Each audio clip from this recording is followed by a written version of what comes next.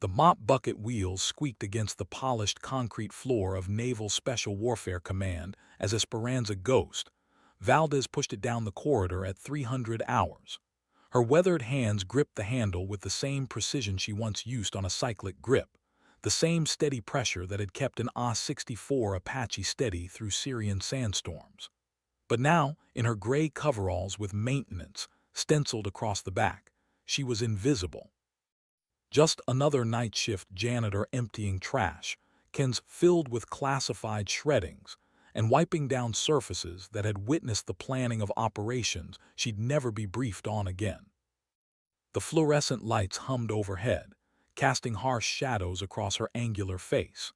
At 43, Esperanza carried herself with the ramrod posture of someone who'd spent 2 decades strapped into a cockpit. But the civilians running base operations saw only a middle-aged woman with calloused hands and graying temples. They didn't see the distinguished Flying Cross citation locked away in a storage unit in San Diego. They didn't know about the 3 Purple Hearts, the Silver Star, or the night over Kandahar when she'd held her dying gunner, while keeping her bird in the air with a hydraulic system bleeding out like an arterial wound. The SEAL compound was different after midnight. The bravado and testosterone that filled the daylight hours gave way to something quieter, more honest. Esperanza had learned to read the building's moods during her 8 months here, moving through spaces where America's most elite warriors trained and planned and sometimes broke down when they thought no one was watching. She'd seen operators crying in empty briefing rooms after mission debriefs. She'd found suicide notes crumpled in wastebaskets and quietly disposed of them without a word. Tonight felt different, though. The tension was thicker, electric. Radio chatter leaked from beneath closed doors, fragmentary transmissions that spoke of immediate deployment and asset compromise. Esperanza's trained ear picked up the cadence of crisis management, the clipped urgency that preceded high-stakes operations. She'd heard it before in ready rooms and tactical operations centers when the world was about to shift on its axis. As she approached the main briefing room, voices carried through the heavy wooden door. "We need someone who knows the terrain," a gravelly voice was saying. "Someone who's flown those valleys." Another voice, younger, frustrated. "Sir, we've got satellite imagery, drone feeds. Imagery doesn't tell you how the wind shears off those ridgelines at 14,000 feet, Lieutenant." Esperanza paused, her hand tightening on the mop handle. She knew those valleys. She'd bled in those valleys. The door opened suddenly, and Captain Marcus Steele stepped into the hallway. His eyes, steel gray and perpetually calculating, swept past her as if she were part of the institutional furniture. "Ma'am," he said absently, the perfunctory acknowledgement of a senior officer to base personnel. He started to move past, then stopped. Something in his periphery had triggered recognition, the way a hunter's instincts catch movement in tall grass. Steele turned back, his gaze sharpening as it settled on her face. For a long moment, they stared at each other across the fluorescent-lit corridor. His eyes dropped to her hands, noting the way she held herself, the unconscious bearing that 18 years of military service had burned into her muscle memory. When his gaze returned to her face, she saw the moment of recognition dawn like sunrise over a battlefield. Without breaking eye contact, Captain Steele came to attention and rendered the sharpest salute she'd seen since her retirement ceremony 3 years ago. The hallway fell silent except for the distant hum of ventilation systems and the soft tick of the institutional clock on the wall. Esperanza felt something crack open in her chest, a fault line in the careful walls she'd built around her new identity. Her right hand rose automatically, muscle memory overriding conscious thought, returning the salute with the crisp precision of someone who'd done it 10,000 times before. "Captain Esperanza Valdez," Steele said, his voice carrying the weight of revelation. "Call sign Ghost. 2 tour Afghanistan, 1 Iraq, 1 Syria, 147 combat missions." He lowered his salute but maintained his bearing. "What the hell are you doing mopping floors?" The question hung between them like ordnance waiting to detonate. Esperanza felt the familiar weight of her story pressing against her ribs, all the reasons she'd chosen invisibility over the alternatives the military had offered her.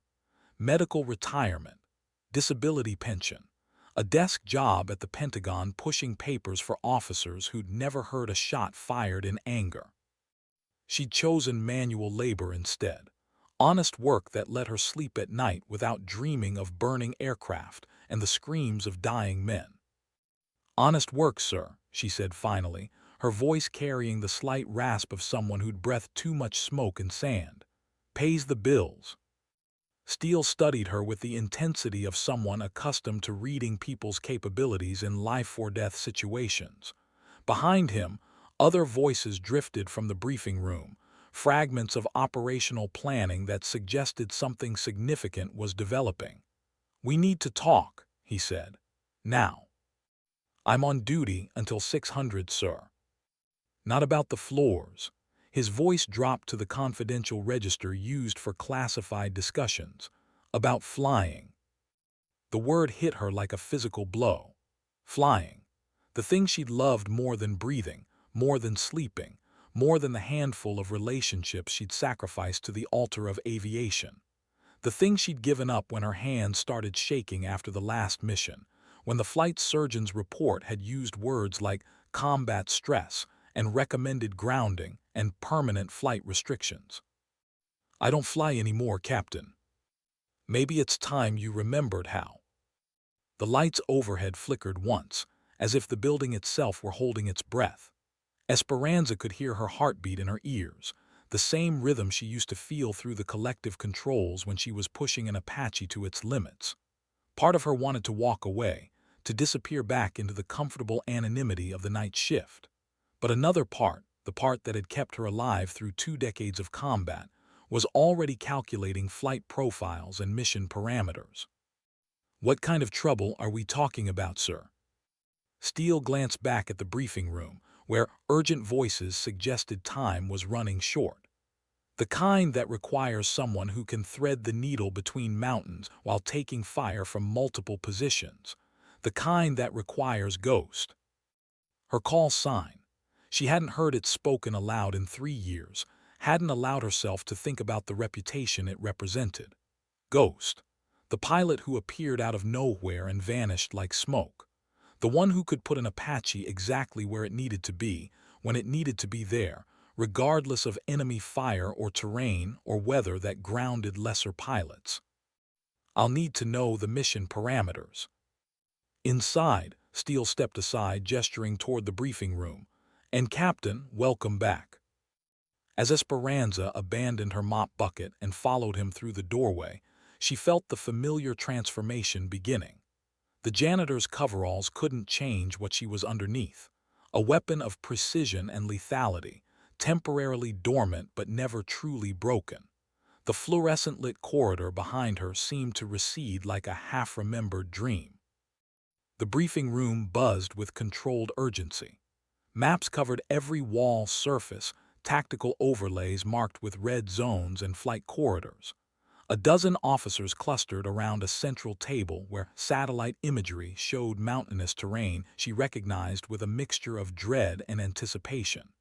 These were the peaks where she'd earned her reputation and lost pieces of her soul. Lieutenant Colonel Harrison, the base commander, looked up as they entered.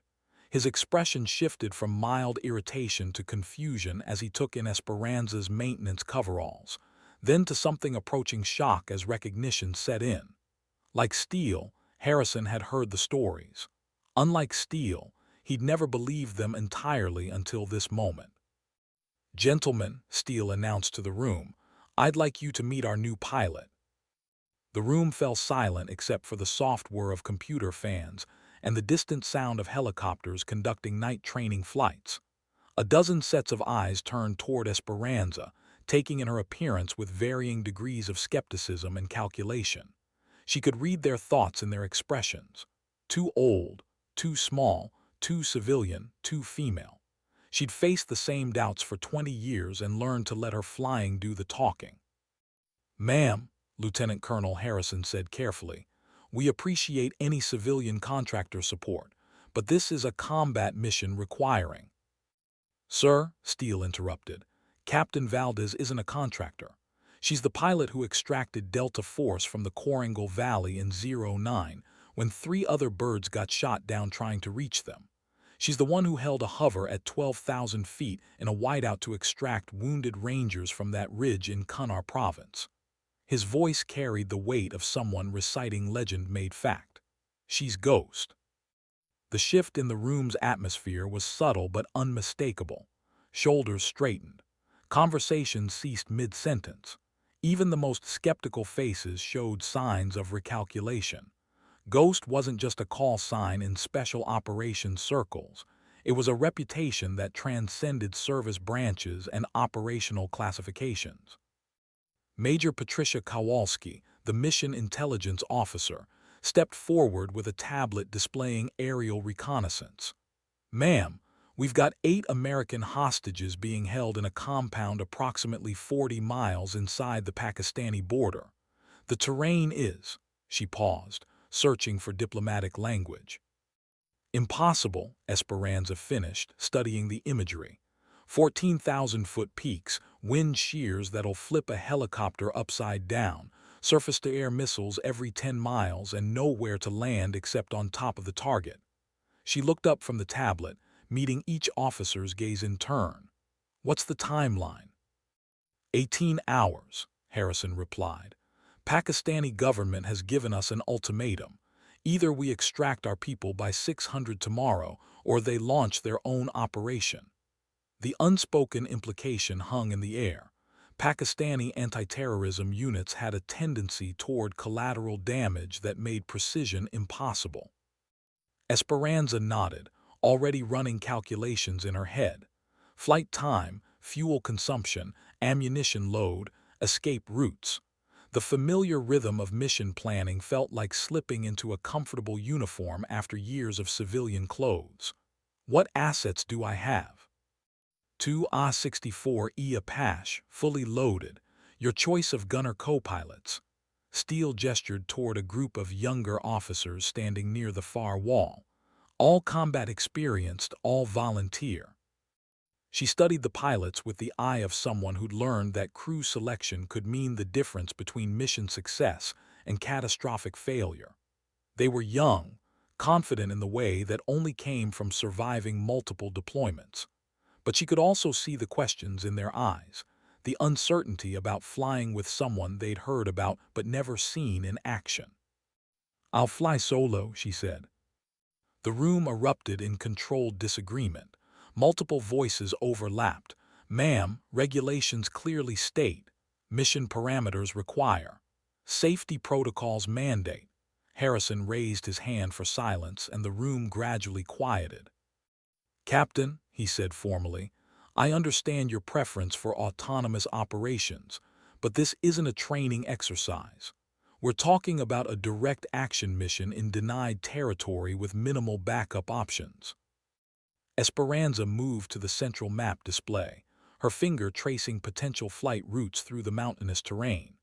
"Sir, I've flown these valleys more times than anyone in this room. I know where the thermal updrafts will try to slam you into cliff faces, where the missile batteries have their blind spots, where the terrain masking will hide you from radar until it's too late for them to react." She turned back to face the assembled officers. "I also know that coordination between pilot and gunner requires trust that's built over hundreds of flight hours together. These men are excellent pilots, but they don't know how I fly, and I don't know how they shoot. That kind of uncertainty gets people killed." The logic was sound, but it violated standard operating procedures that had been written in blood over decades of special operations. Major Kowalski voiced what everyone was thinking. "Ma'am, with respect, the Apache is designed as a 2-person weapons system. The workload distribution between pilot and co-pilot gunner is fundamental to the aircraft's tactical employment. Under normal circumstances, yes." Esperanza's voice carried the quiet confidence of someone who'd operated far outside normal circumstances and survived to discuss it. But normal circumstances don't require threading the needle between radar installations while climbing through air so thin your engines are barely producing enough power to maintain flight. She paused, letting her words settle. I need someone in the left seat who can handle targeting and weapons employment, while I focus entirely on keeping us airborne and undetected. Someone who's flown with me before and knows how I think. Steele's expression shifted from skepticism to understanding. Warrant Officer Rodriguez. The name hit the room like a revelation. Chief Warrant Officer Miguel Rodriguez was legendary in his own right, a gunner who'd flown with some of the Army's most skilled pilots and earned a reputation for impossible shots under impossible circumstances. More importantly, he'd been Esperanza's regular gunner during her last deployment, the man who'd occupied the front seat of her Apache through some of the most dangerous missions of the Syrian conflict. Rodriguez retired last year, Harrison said. He's running a charter fishing business out of San Diego. He'll come, Esperanza said with absolute certainty. Miguel never could resist the chance to shoot at people who were shooting at Americans. The room fell silent as officers exchanged glances, calculating risks and alternatives. Finally, Harrison nodded toward his communications officer. Get Rodriguez on the phone, now. He turned back to Esperanza. Captain, you'll have 2 hours to brief and prepare. I hope you're as good as your reputation suggests. Sir, she replied, already moving toward the detailed terrain maps. My reputation is based on coming home alive from missions that should have been impossible. I intend to maintain that standard. As the briefing room transformed into a hive of preparation activity, Esperanza felt the final pieces of her old identity clicking back into place. The janitor's coveralls still hung on her frame, but underneath, Ghost was taking control. The mountains of the Afghanistan-Pakistan border had been waiting for 3 years. Tonight, she would fly among them one more time. The satellite phone call to Miguel Rodriguez lasted exactly 47 seconds. He said yes before Steele finished explaining the situation, asked only 2 questions, what time and which Apache, then hung up to arrange emergency transportation from California. Some partnerships transcended retirement and civilian life. Some bonds were forged in combat zones where trust meant survival, and those bonds never truly severed. While Rodriguez was en route, Esperanza studied every available piece of intelligence on the target compound. Thermal imagery showed building layouts, guard positions, possible escape routes. Communications intercepts painted a picture of increasing desperation among the hostage takers as Pakistani military forces tightened their cordon around the area. Time was becoming a critical factor in ways that extended beyond the diplomatic ultimatum. Ma'am, Major Kowalski approached with additional intelligence reports. Latest human suggests the hostage takers are planning to execute prisoners if they detect any rescue attempt. We're looking at a zero-mistake scenario. Esperanza nodded without looking up from the tactical displays. Zero-mistake scenarios were her specialty, the reason her call sign had become synonymous with impossible extractions and precision strikes. But this mission carried additional complexity. The hostages were intelligence officers captured during a reconnaissance mission that officially didn't exist. Their deaths would create ripple effects through multiple agencies and compromise ongoing operations across the region. What's the building construction? She asked, studying architectural assessments. Stone and concrete traditional mountain construction. Very solid, very defensible. The compound sits on a plateau approximately 50 meters square, surrounded by steep drops on 3 sides. Kowalski highlighted key terrain features on the map display. Only one viable landing zone, directly in front of the main building where the hostages are being held. In full view of every defensive position, Esperanza observed. They'll have clear fields of fire the moment we touch down. Yes, ma'am. SEAL Team 6 will fast rope from the bird while you provide close air support, but you'll be stationary and vulnerable during the insertion. It was a tactical nightmare disguised as a routine extraction. The kind of mission that looked straightforward on paper but required split-second timing and flawless execution to avoid catastrophic failure. Esperanza had flown dozens of similar operations, each one a calculated gamble between mission success and crew survival. She was still studying approach vectors when Rodriguez arrived at 4:30 hours, looking exactly as she remembered. Compact, intense, with the thousand-yard stare of someone who'd seen too much combat but couldn't quite leave it behind. His civilian clothes, jeans and a fishing charter polo shirt, looked incongruous in the military briefing room, but his bearing was unmistakably that of a professional warrior. "Ghost," he said simply, offering a handshake that turned into a brief embrace. "Heard you were pushing a mop these days." "Heard you were pushing charter boat customers around the Pacific," she replied. "How's civilian life treating you?" Like a slow death by boredom, Rodriguez's grin was sharp-edged and familiar. "When do we fly?" 1 hour. Same seat, same aircraft, same impossible mission parameters. Wouldn't want it any other way. They spent the remaining preparation time running through weapons systems checks and reviewing target imagery, with the focused intensity of a surgical team preparing for a life-or-death operation. The AH-64E Apache waiting on the flight line was pristine, armed with Hellfire missiles, 2.75-inch rockets, and a 13-chain gun capable of devastating precision. Every system had been checked and double-checked by maintenance crews who understood that mechanical failure wasn't an option.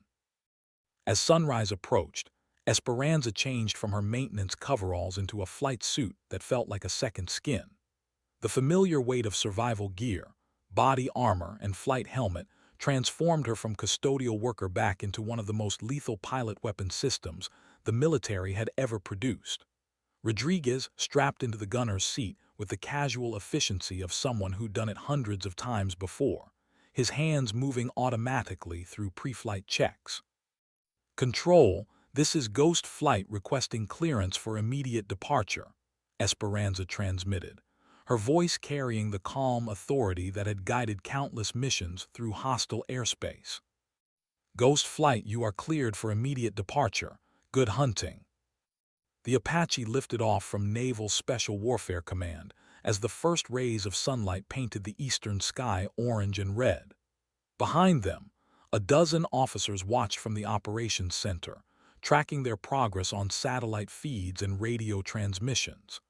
Ahead lay 8 hours of flight time, enemy territory, and a mission that would either restore legends or create new casualties. As they climbed into the morning sky, Rodriguez's voice came through the intercom. "Just like old times, Ghost." "Let's make sure it doesn't end like old times," she replied, banking toward the distant mountains where 8 American lives hung in the balance and reputation would either be validated or buried forever. The Pacific Ocean fell away beneath them as they turned inland, heading toward a rendezvous with destiny among peaks that had witnessed the rise and fall of empires. In the gunner's seat, Rodriguez was already calculating ranges and engagement envelopes. In the pilot's seat, Ghost was coming fully alive for the first time in 3 years, ready to dance once more with death among the unforgiving mountains of the Hindu Kush.